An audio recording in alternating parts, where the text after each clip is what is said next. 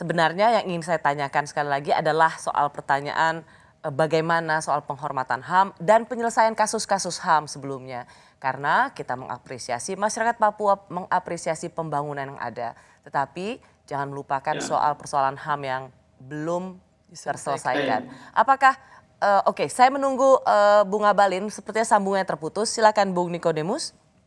Baik, Mbak Rosi. Jadi ya ketika kita bicara HAM kan kita ada bicara HAM, pemahaman HAM secara universal.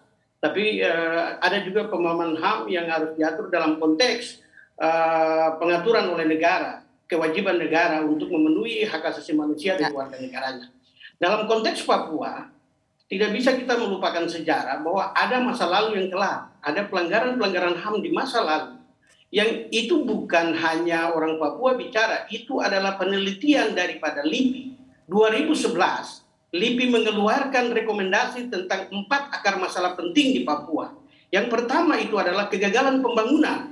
Yang kedua adalah marginalisasi dan diskriminasi. Yang nomor 1 itu dijawab dong di era Presiden Jokowi, kegagalan pembangunan.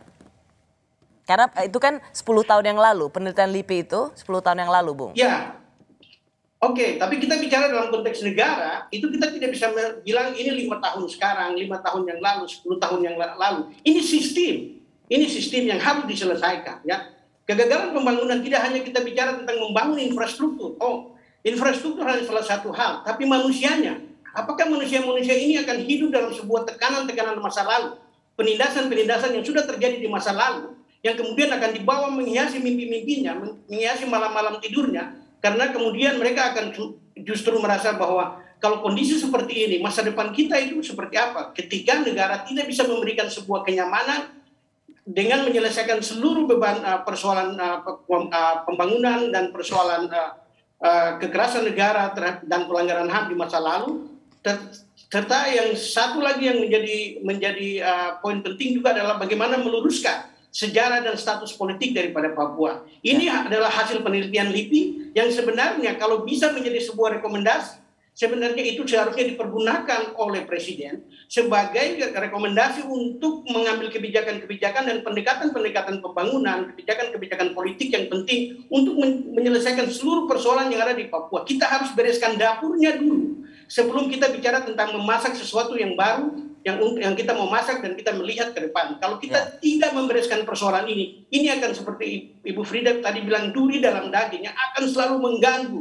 Sehingga kita harus duduk di sini dan kita berdebat untuk sesuatu yang sebenarnya adalah tugas negara untuk menyelesaikannya. Sebenarnya tugas kami adalah bagaimana mengisi ruang-ruang untuk berpartisipasi dalam semua proses pembangunan yang dilakukan di atas tanah ini. Dapat poinnya, Bung Nikodemus. Ya, silakan, Olva. Bapak, terima kasih. Saya sangat-sangat setuju dengan Bapak, tapi ada satu hal yang menurut saya perlu diperhatikan, bahwa sebenarnya untuk trauma masa lalu ya Bapak, kita tidak bisa menutup mata juga semenjak Bapak Jokowi memimpin negara ini. Banyak sekali perubahan tadi yang Mbak Rosi bilang bahwa bukti nyata Pak Jokowi juga ada memperhatikan Papua gitu loh. Jadi memang ada, menurut saya betul untuk kita selesaikan yang dari masa lalu sampai sekarang, sampai tidak boleh ada yang dilupakan, tidak boleh.